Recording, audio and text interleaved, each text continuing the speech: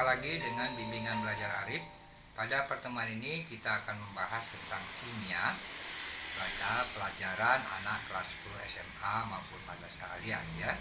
Tapi jangan lupa anak-anak subscribe, like, share, dan komen agar kegiatan bimbingan belajar kita tetap selalu eksis dapat membantu kegiatan adik-adik ataupun teman-teman dalam pembelajaran kimia. Oke, kita mulai dengan cara belajar yang baik, yaitu pertama kita harus mengenal judul, yaitu campuran. Ini salah satu bentuk yang akan berkaitan dengan kimia, yaitu larutan. Campuran terbentuk dari dua zat atau lebih dan masih mempunyai sifat zat asalnya. Nah, jadi kalau dia masih ada rasa-rasa sifat zat, itu disebut campuran ya. Nah, kemudian jenis campuran dibagi dua. Pertama, satu campuran homogen atau disebut juga dengan larutan ya. Nah, ini artinya maksudnya zat pembentuk larutan itu homogen, bercampur secara merata, tidak dapat dibedakan, serba sama, tidak memiliki bidang batas, mempunyai sifat yang sama di seluruh bagian. Maksudnya nanti dia plong ya. Jadi tidak ada bidang batasnya, bisa saja dalam bentuk alat, yaitu seperti saringan ya. Nah, ini contohnya air gula maupun udara ya.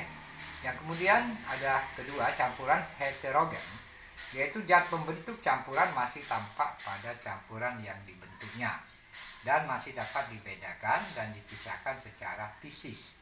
Dan pada campuran heterogen mempunyai bidang batas. Nah, inilah yang disebut perbedaan antara homogen dan heterogen ya. Nah, contohnya itu campuran besi dengan belerang. Kan ada biji-biji besi dan belerang ya. Kemudian campuran minyak dengan air. Ini juga merupakan campuran heterogen ya. Coba di cover dulu jadi enak. Nah, ini kita lihat di sini ada teori bagaimana cara kita memisahkan campuran ya.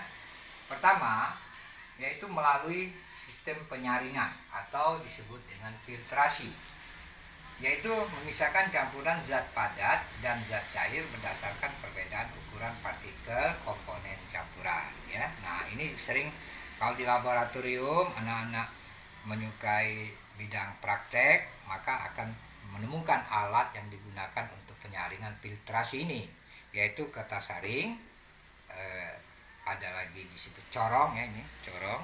Saya kasih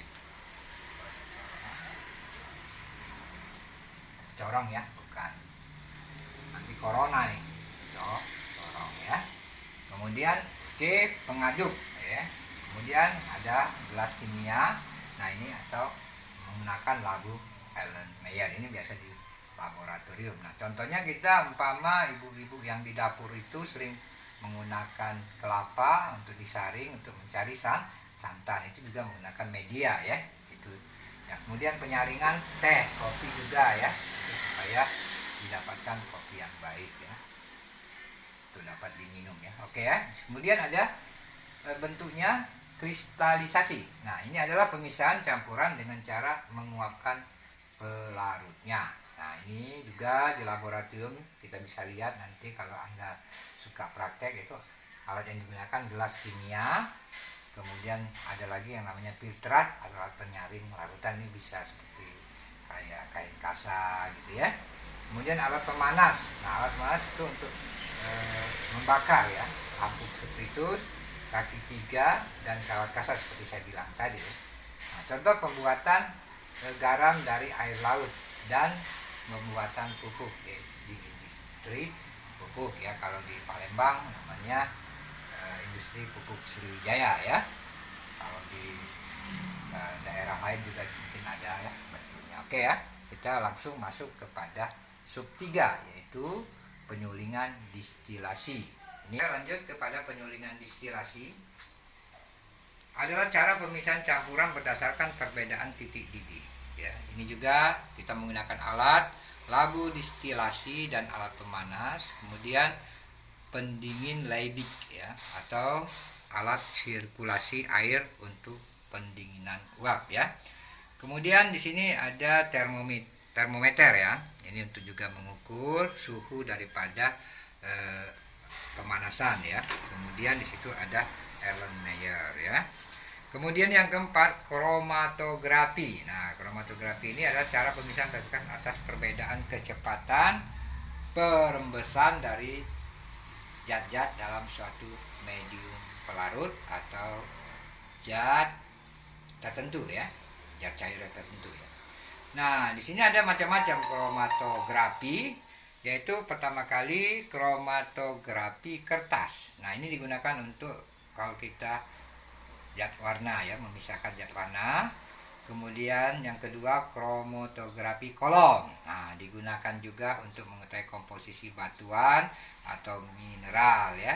Kemudian di situ juga ada kromatografi gas. Nah, ini juga digunakan untuk mengetahui komposisi daripada minyak bumi ya. Nah, ini disebut dengan penyulingan distilasi dan kromatografi. Ini coba di cover dulu. Lanjut ke nomor 5. Nah, ini nomor 5 ini sublimasi ya. Adalah pemisahan campuran berdasarkan perubahan wujud padat menjadi gas dan sebaliknya. Jadi bisa dari gas menjadi padat ya, tanpa melalui fase cair ya. Nah, ini kita sering terlihat juga seperti contohnya kapur barus ya, kamper ya. Kemudian iodin. Nah, ini juga belerang juga ya, termasuk dalam bentuk sublimasi. Nah, yang keenam itu dekantasi. Nah, ya, dekantasi ini adalah pemisahan campuran zat padat yang tidak larut dalam cairan. Nah, ini banyak ya, contohnya umpama salah satu yaitu campuran air dengan pasir. Jadi kita harus bisa memisahkan pasirnya ya dengan air. Nah, itu kalau di dalam lab itu ada gambarnya juga ada ya. Nanti kalau kita ini bisa kita gambarkan nanti ya. Tapi kalau kita penyaringan disebut dekantasi tadi, nanti kita akan lakukan. Tapi kalau kita bisa akan kita lakukan, yaitu tentang pemisahan antara pasir ya dengan air. Kemudian larutan adalah zat yang terdiri atas dua atau lebih zat lain dengan susunan tidak tertentu ya. Pelarut, komponen dalam larutan yang berjumlah lebih besar disebut pelarut ya. Nah, di samping pelarut itu ada zat terlarut, yaitu komponen dalam larutan yang berjumlah lebih kecil ya. Nah, di dalam hal faktor ya yang mempengaruhi kecepatan melarutnya suatu zat, pertama faktor pengadukan.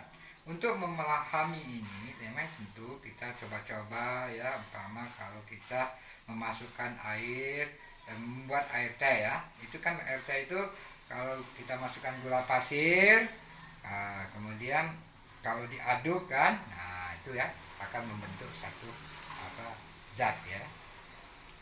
Ini terdiri dari zat itu, contoh umpama air dengan teh. Nah, itu contoh ya. Faktor mempengaruhinya yaitu faktor pengadukan juga ya. Kemudian yang kedua itu pengaruh pemanasan ya. Nah, pengaruh pemanasan ini, untuk mengetahui pengaruh pemanasan ini kita menggunakan umpama termometer. Kemudian dengan temperatur air umpama dari 0 derajat, kemudian kita panaskan sampai 50 derajat Celcius ya. Jadi gula pasir yang kita buat ya. Kemudian pengaruh luas permukaan sentuhan ya, itu juga mempengaruhi daripada faktor-faktor yang membuat daripada suatu pengaruh terhadap kecepatan larutan ya. Itu umpama kalau kita di sini luas permukaan daripada benda tersebut ya, akan mempengaruhi daripada faktor ya, kecepatan melarutnya suatu zat, umpama pasir tadi ya, atau gula pasir ya. Oke, mungkin kita cover ulang lagi. Saya jelaskan lagi bahwa di sini campuran ini termasuk dalam bentuk pembelajaran materi ya, nak ya. Materi dan zat ya, itu termasuk di dalam materi dan zat. Oke, kita cover ulang. Pertama, jenis campuran itu ada dua. Saya ulangi, campuran homogen dan heterogen.